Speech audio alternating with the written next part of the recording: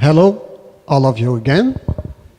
Here in this work we will talk about collective posterior can update the moment when we change it. Well, what we are here about to talk, first of all, we are interested in understanding the process when we have more than one guy giving us priors. So I don't have only one prior. I have a collection, a collective prior. So how I can use this to provide a posterior? So how can I work in a group problem of priors? This is the main idea. Given this, I should say that we have here our four authors. In some way, we have four priors for this problem. So at the same time that we are trying to discuss how to do that, probably during this work we were also discussing, and our different priors bring some difference to the final or to this talk. So the main idea here is how I can use more than one opinion.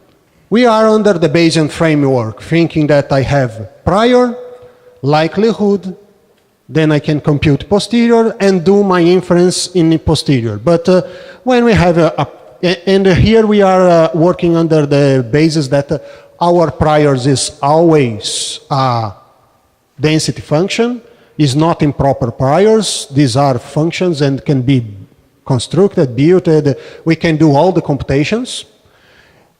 And we are under the perspective of informative priors. So I will ask to the expert what is his opinion. I have 2 or 3 experts, 4, 10, but I have many different priors, many different persons talking about the problem. So how we do this in the Bayesian analysis? Probably the most common way to solve these questions of many priors is, well, you can do a mixture of these priors, then we have one prior, and again you do the Bayesian procedure. You can pick up this prior, your likelihood, your data, and get a posterior, do the computations, but this is really the best way to do that. What other options we have? So here what we are discussing is why I should mixing the priors and then look to likelihood and posterior. Why not I take all of these persons, all of these priors, all of them can learn about data. The data is the same, the model is the same, so all experts learn, then I will have, if I have 3 priors, I will have 3 posteriors. Okay, so everyone is learning. Now I want just one result about this pool. Why I do not mix now? Why I mixes the prior and not mixes the posterior? What is difference for doing that? And what is the meaning of mixing after? So this is what we are here and trying to talk a little about this. Comparing the mixings before observed data and mixing the posteriors after learning about the problem. Our main framework here will be, we may have k different priors, we will have a convex combination here, so if we do these mixtures, these ways can be anything. So for example, if you are thinking in 3 persons, one of them is the boss. Probably you will want to put more weight from the boss, but in our framework here, we are working with all these weights equal. So if we have k priors, we put here 1 divided by k, and the likelihood function. So in some way, we are arguing about mixing after the update. Mixing before probably is null yet, so let's talk about mixing after. What we are doing is just this simple Bayesian method. We take our likelihood, multiply by the prior, and then we have the constant to be this a distribution function, then we have the posterior distribution of the person 9. Our posterior will be a mixing of all these posteriors of each individual. We are just mixing posteriors, instead mixing priors. If we are mixing priors, how this work? We get these priors of each person, we mix this guessed in one collective prior, then we compute the posterior. So we have this posterior that is mixing before acknowledgement, before learning, and we have this posterior stars that is mixing, each one learn, then we mix this information. This is different, should be different. What is happening here? So here is a toy example, or our main example for today, about a simple problem, a conjugated problem, where our data is Bernoulli random variables, and all of our priors will be beta distributions. The main difference of each distribution is that the expert can say for us alpha and beta. So we have many distributions between 0, 1, all densities are known, and then the computations of, well, the likelihood. It's simple, and the posterior will be just a beta distribution too. And here, to ease our notation, instead to use a sum of x1, x1, we just use x. This s is the sum, is a sufficient statistic as well. Okay, so this is our problem. What happens when we mixture after? Each one of the posteriors is a beta distributions with the parameters updated here. It's a conjugated model. So then when we mix, we are just mixing all this, and we are considering all waves as 1 divided by k. So all individuals has the same importance for us now. When we are mixing before, what we have, the mixture of these beta distributions, then our posterior will be something like this. These waves is also 1 divided by k, but here is the most important part. We can show that mixture before has this, we can write it as the same way that mixing after. What this mean? Of course, the numbers will be different, the distributions will be different, but we can find a new wave value that is in some way related to this equation. It will not be the same wave anymore. We have an update here in the waves if you wanted to write in this way. So may someone can think now, oh, if you are mixing posteriors after, you are not doing a proper Bayesian process, because this is not more like a prior likelihood and posterior, you have everything. If we mix before, we just have one distribution, likelihood and posterior. But we can show that the process of mixings before or mixings after goes to the same place, and the main difference is how the waves will be computed. For mixings after, for mixing before, this will be our wave that will change with data. If we mix after, we are setting these waves. So what are the results here? We built 6 scenarios. One of them is symmetrical, the other is concentrated, and the other is discordant. And then we take 2 different sample sizes of 15 samples and 30 samples. What is this symmetrical, concentrated, and discordant? Symmetrical, what we did, we took 3 different priors. One, it is in the right part, the other one is in the left part, and the other one is just an asymmetrical distribution. So when we mix this before data, it's asymmetrical distributions around 0.5. Which is not a good scenario, because if you're thinking that you have experts, you probably will expect something more like this. The people who are working together in the same place, probably they have some similarity in their priors. So we probably expected something more like this. And in our case, in this work, as I told before, probably we have something more like this. We have, as before, we have here a little wave for Raphael, because we have two of them in our paper. And I could say that probably this red line is I. I love it to discord of the other, so it's quite strange, but yeah. This is the most common scenario, or we expected this. But what is happening in these scenarios considering data? So what we have here, the red line is the posterior distribution when we are mixing after what this means. We pick up all priors, then we evaluate all posteriors, then we take the mean of these posteriors. This is the red line. If we mix in the priors before, we have the blue line. For the sample size of 15, we evaluated these posteriors for all possible sample points. What is happening here? This is the density function. So if you see the red line, it is a B model here, is a less high, the high is not so the same, it's a lower one.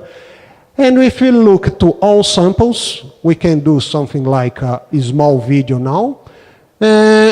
We see that when we have this concentrated prior in the middle, both mixture, before or after are very similar. So when everyone has the same information as prior, it does not matter too much if you will mixing before or if after, your posterior will be very similar. But in the case where we have one person that is not agreeing with the other one, we have the most difference. And, if you see the data here as one, this is increasing as this amount is increasing. And it's quite curious because after some point, the pictures completely change. So how I can understand what is happening here? How can I have some measure about this difference? Okay, I have these pictures, but what we can do about it? So we took some measures. We look at the posterior means and the posterior variance. The posterior mean, I should say, it is not so important because we wanted to do some comparisons here and not exactly the estimation comparisons, but the comparisons of posteriors. And mainly I should say that we evaluated a risk based on the quadratic loss functions and the Kullback-Leibler divergences. And, well, this will be quite interesting. So what happened with the means? If you see, in the concentrated, they are very similar. In the first case of symmetrical, we have some differences in the angle of these lines, but yeah. But here we started to have something different. The headline is mixing after. The blue line is mixing before. So the blue line that is mixing before in some way is more sensible to this guy is different. And the other one is keeping some behavior. But it's quite hard to understand this looking to means. So when we look to variance, you can say for these 4 pictures here, the blue line is lower than the red one, which means mixing before will produce us lower variance. In some way I could say, so lower variance is better because my posterior is more narrow. And in the discordance case, well, I cannot explain what is happening here because what is this? Why this variance is producing a S? What is happening here? It's quite strange. But when we look to a quadratic loss function, considering our estimator as posterior mean, we're starting to find these nice, interesting results. In this region, where the mixing prior is concentrated, our mixing in a posterior has lower risk and higher risk when we have not so much information. If you can look here, it's exactly in the same part. The red one is lower when we have more densities in that part. So mixing after are giving us lower risk, where the experts are saying to us what they know. Now, and here it's the quite similar results. But in the case where the experts are having the same idea of the problem, again, there is no such much difference. It's quite similar, the results of mixings before or after. So when we look, and now I should take some time to explain these pictures. Here's the Kullback-Leibler divergence. But how we can compare these methods using Kullback-Leibler divergences? So what we did here is, we taken a prior, an uniform prior for this problem. We evaluated the posterior using an uniform prior, and now we are evaluating the Kullback-Leibler distance. So what we are drawing here is, what is the Kullback-Leibler distance from mixing before and the posterior of uniform prior? So we evaluated the posteriors. We are only computing this distance in the posterior scenario. Is not comparing priors here. So this distance is, when we call here uniform prior, what we are saying, uniform computing posterior, now take the distance from posterior of mixing after with the posterior of uniform, posterior of mixing before and the posterior of uniform. And the same for the Jeffreys prior. So what is happening here? The blue points are for mixing before. And in the most part of these pictures, the blue points are more close to zero in that first scenario. If you remember, I will come back here just to show. Where is? Here. When we mix in this will be more closer to a uniform distribution. So what is that Kullback-Leibler divergence is saying to us? That mixing before is almost like using a uniform distribution in this case as prior. Okay, so let's get back to here. When we have this, and if you look to the other pictures, in most part of the time, the blue values are lower than the red ones. So what we are saying here, in some way, mixing before, your results will be more closer to a uniform prior or a Jeffreys prior. So if I consider this as non-informative priors, mixing before the data is a non-informative process. You are losing the informations of the expert because you are mixing them and then you do your data.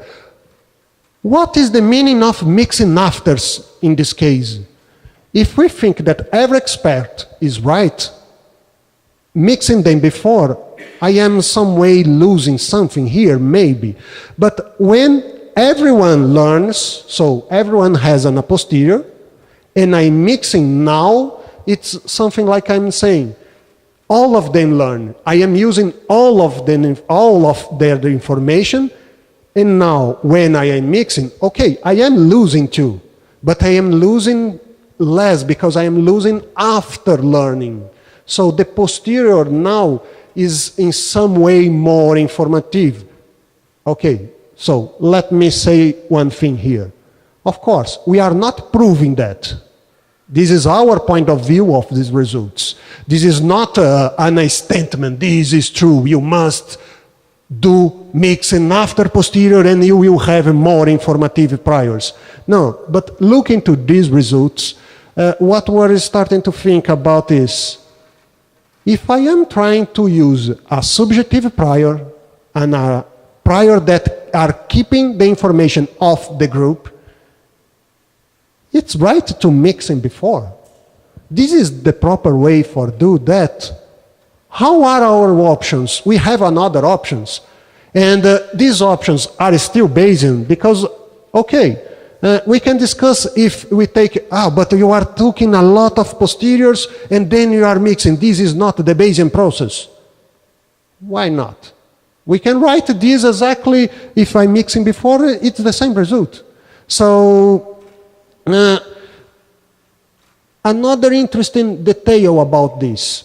If we consider the mixing after and look to that waves, of course, we are fixing them in 1 divided by k. In this case, 1/3. But we showed that before. We can write the mixing before as a difference or as in some way similar to mixing after. And what happens to these waves? We have 3 different priors. And when we look into these waves, what is happening here is, for one prior, in the beginning, this is the high wave we have, then here we have another. So it's in some way, the data is putting more waves to the prior that is more closer to the observed sample. And this is why we are calling this of a non-informative process, because it is in some way like we are choosing the prior that has the result of the likelihood. This is right? We can do that? What is the meaning of this? And this is why we are calling this about a non-informative process, because in some ways, like I am saying, oh, so if you don't know about your data and you want to produce a non-informative prior, if you have your posterior equal your prior, then you have non-information. This is quite crazy. But in some way, it's what is happening here. In some way, what you are choosing with these waves is the posterior more close, the prior that is more closer to the posterior, because of the wave after you give us that. So, honestly, here now I should say, yeah, this is quite curious. Until now, we prefer to say that it's better to combine to mixes after observed data, not before. Before, still have a lot of strange things happening. But of course, this is one problem. This is one beta Bernoulli model. We don't know what is happening in more sophisticated models, in regressions models or other things. So our main message here is, at least in our point of view, we like subjective priors, and we want to work in a practical way that we may have more than one person give us prior. Generally, this is quite normal in a corporative place. And how I should work in this scenario, how I can have it a good inference and work under our basis. This is our main questions here. Of course, we need to go more and look into another examples, more parameters here, because here we only have one parameter, which is quite good to comparison, but we need to go further in this.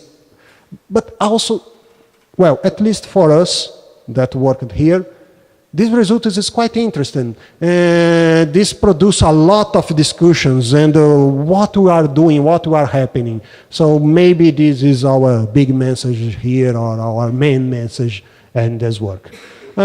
Here is some reference, and thank you.